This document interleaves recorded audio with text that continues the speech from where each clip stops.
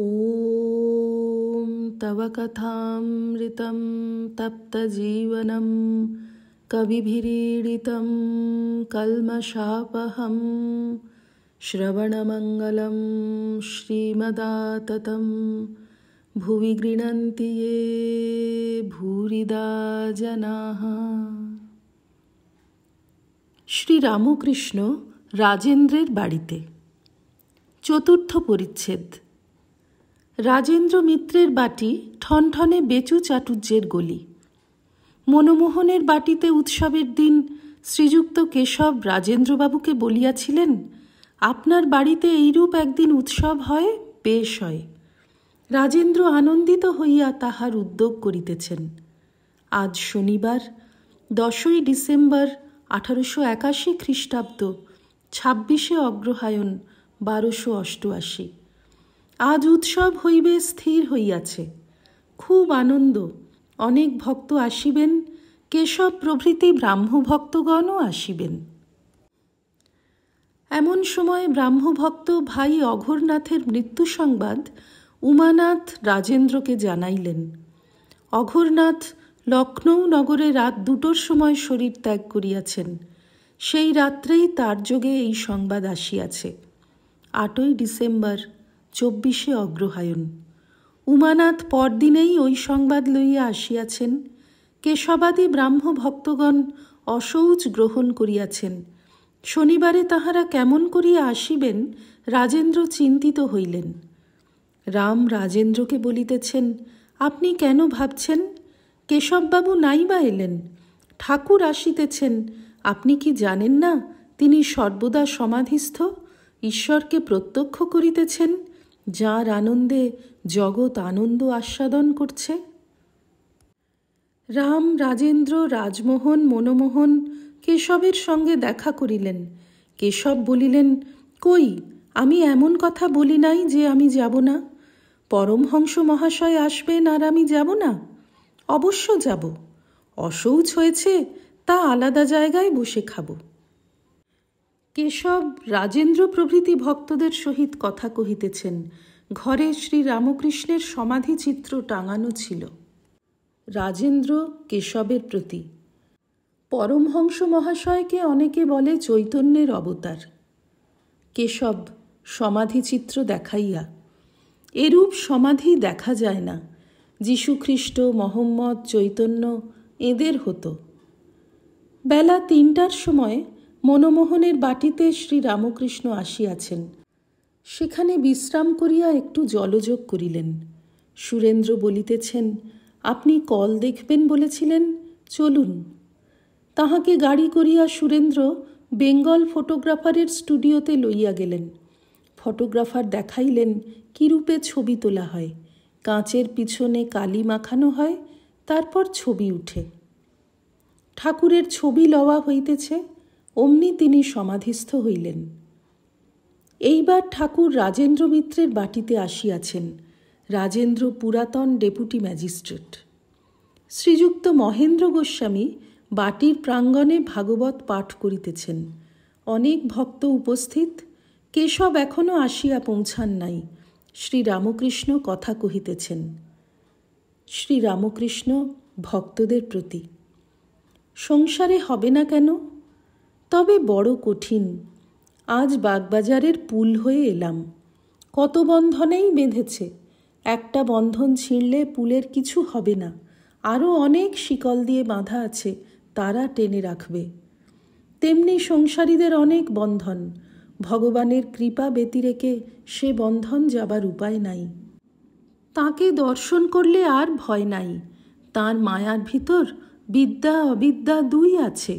দর্শনের পর নির্লিপ্ত হতে পারে। পরমহংস অবস্থায় ঠিক বোধ হয়। দুধে জলে আছে, হাঁসে যেমন দুধ নিয়ে জল ত্যাগ করে। হাঁস পারে, কিন্তু শালিক পারে না। একজন ভক্ত, তবে সংসারীর উপায় কি? শ্রী রামকৃষ্ণ, গুরুবাক্যে বিশ্বাস, তাঁর বাক্য অবলম্বন, তাঁর বাক্যরূপ খুঁটি ধরে ঘোরো, সংসারের কাজ করো। গুরুকে মানুষ বুদ্ধি করতে নাই, সচ্চিদানন্দই গুরুরূপে আসেন। গুরুর কৃপায় ইষ্টকে দর্শন হয়, তখন গুরু ইষ্টতে লীন হয়ে যান। সরল বিশ্বাসে কি না হয়। গুরুপুত্রের অন্নপ্রাশনে শিষ্যেরা যে যেমন পারে উৎসবের আয়োজন করছে। একটি গরিব বিধবা, সেও শিষ্যা। তার একটি গরু আছে, সে 1 ঘটি দুধ এনেছে। গুরু মনে করেছিলেন যে দুধ দধির ভার ওই মেয়েটি লবে। বিরক্ত হয়ে সে যা এনেছিল ফেলে দিলে আর বললে, তুই জলে ডুবে মরতে পারিসনি। মেয়েটি এই গুরুর আজ্ঞা মনে করে নদীর ধারে ডুবতে গেল। তখন নারায়ণ দর্শন দিলেন আর প্রসন্ন হয়ে বললেন, এই পাত্রটিতে দধি আছে, যতই ঢালবে ততই বেরুবে, গুরু সন্তুষ্ট হবেন। এবং সেই পাত্রটি দেওয়া হলে গুরু অবাক। আর সমস্ত বিবরণ শুনে নদীর ধারে এসে মেয়েটিকে বললেন, নারায়ণকে যদি আমাকে দর্শন না করাও, তবে আমি এই জলেতে প্রাণত্যাগ করব। নারায়ণ দর্শন দিলেন, কিন্তু গুরু দেখতে পেলেন না। মেয়েটি তখন বললে, প্রভু, গুরুদেবকে যদি একবার দর্শন না দেন আর তার শরীর যদি যায়, তো আমিও শরীর ত্যাগ করব। তখন নারায়ণ একবার গুরুকে দেখা দিলেন। দেখো, গুরুভক্তি থাকলে নিজেরও দর্শন হলো, আবার গুরুদেবেরও হলো। তাই বলি, যদ্যপি আমার গুরু শুঁড়ি বাড়ি যায়, তথাপি আমার গুরু নিত্যানন্দ রায়। সকলেই গুরু হতে চায়, শিষ্য হতে বড় কেহ চায় না। কিন্তু দেখো, উঁচু জমিতে বৃষ্টির জল জমে না, নিচু জমিতে খাল জমিতে জমে। গুরু যে নামটি দেবেন, বিশ্বাস করে সে নামটি লয়ে সাধন ভজন করতে হয়। যে শামুকের ভেতর মুক্তা তৈর হয়, এমনি আছে সেই শামুক 7 নক্ষত্রের বৃষ্টির জলের জন্য প্রস্তুত হয়ে থাকে। সেই জল পড়লে একেবারে অতল জলে ডুবে চলে যায়, যতদিন না মুক্তা হয়। 5ম পরিচ্ছেদ। অনেকগুলি ব্রাহ্মভক্ত আসিয়াছেন দেখিয়া ঠাকুর বলিতেছেন, ব্রাহ্ম সভা না শোভা। ব্রাহ্ম সমাজে নিয়মিত উপাসনা হয়, সে খুব ভালো, কিন্তু ডুব দিতে হয়। শুধু উপাসনা লেকচারে হয় না, তাকে প্রার্থনা করতে হয় যাতে ভোগাসক্তি চলে গিয়ে তাঁর পাদপদ্মে শুদ্ধা ভক্তি হয়। হাতির বাহিরের দাঁত আছে, আবার ভিতরের দাঁতও আছে। বাহিরের দাঁতে শোভা, কিন্তু ভিতরের দাঁতে খায়। তেমনি ভিতরে কামিনী কাঞ্চন ভোগ করলে ভক্তির হানি হয়।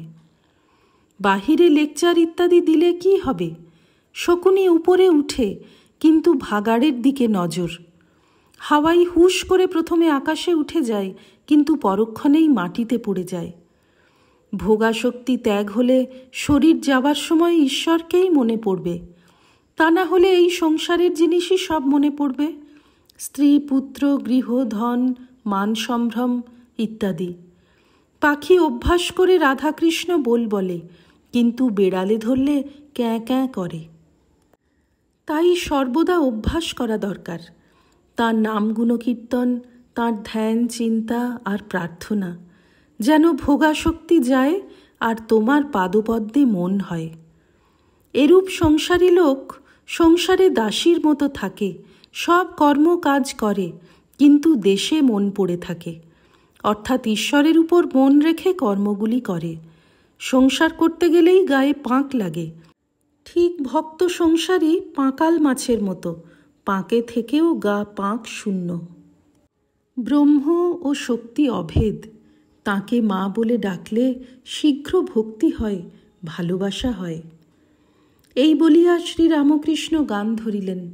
শ্যামাপদ আকাশেতে মন ঘুড়ি খান উঠতেছিল, কলুষের কু বাতাস খেয়ে গোপ্তা খেয়ে পড়ে গেল। গান। যশোদা নাচাতো গোমা বলে নীলমণি, সে বেশ লুকালি কোথা করাল বদনী। ঠাকুর উঠিয়া নৃত্য করিতেছেন ও গান গাহিতেছেন, ভক্তেরাও উঠিয়াছেন। ওম নিরঞ্জনম নিত্যমনন্তরূপং ভক্তানুকম্পাধৃতবিগ্রহং বৈ ঈশাবতারং পরমেশমিড্যং তং রামকৃষ্ণং শিরসা নমামঃ। শ্রীরামকৃষ্ণার্পণমস্তু।